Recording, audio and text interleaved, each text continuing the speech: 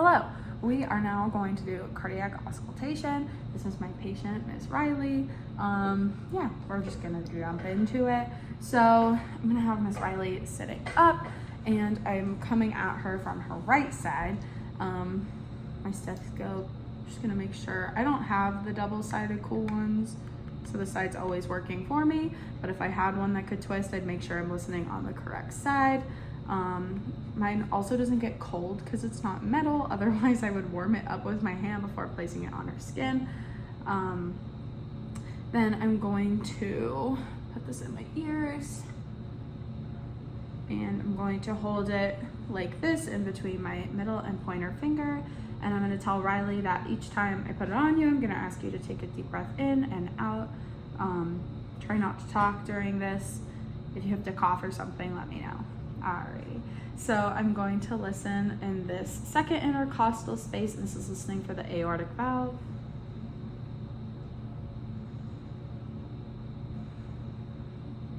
Alright, and now I'm going to listen in this second intercostal space, and this is the pulmonic valve.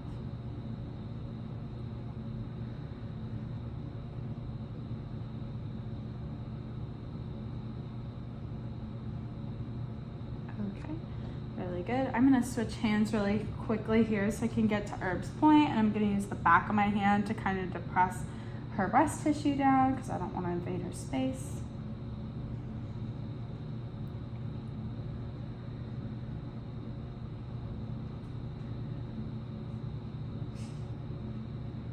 All right, awesome.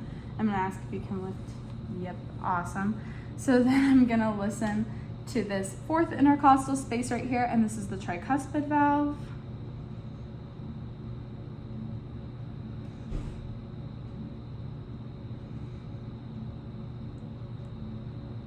And then I'm going to listen to this fifth intercostal space, and this is the mitral valve. All right, and all of the sounds according to the video sounded normal, typical lub-dub kind of situation.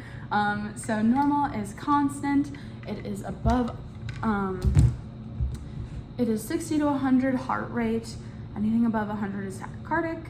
Lub-dub sounds. Anything abnormal would be like skipping heartbeat. Anything below 50, lub-dub, and then like a swooshing sound, which is never good because that shows backlash, or snap or clicking.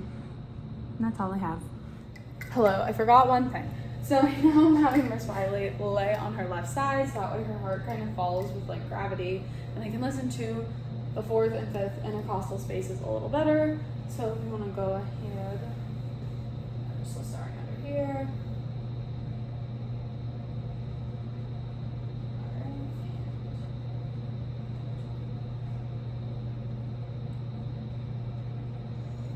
And that just makes the sounds a little bit louder and a little bit easier to hear. All right, now I am going to be doing cardiac auscultations on Liz. So perfect. Yep. So I'm just gonna go. First, I'm going to find her aortic valve on her left side. I'm coming in on the right, and I know exactly where that is, right there. And I'm just gonna ask you to take a deep breath for me. And then I'm going to go directly across right here and do the same thing for her pulmonic valve. Go ahead. Perfect. And now I'm going to move down to her tricuspid valve. Thank you. Herb's point.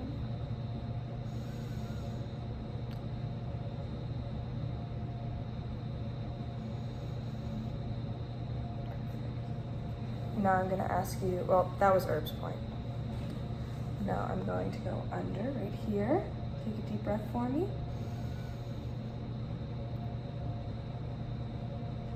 Okay. And right here. And one more time.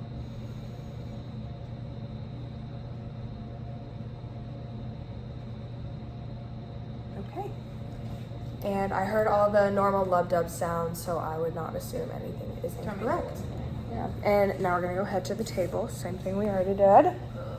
Having her lay on her left side. Again, how she said her heart will shift. It's easier to hear. I'm having her lift her breast tissue up. Say so much of it. I'm so sorry. It's fine. Yeah, you get the idea. Ready? okay? And I'm just gonna ask you to take a few deep breaths.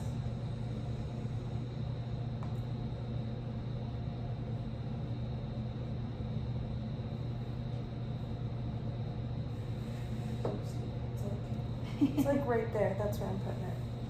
Go ahead.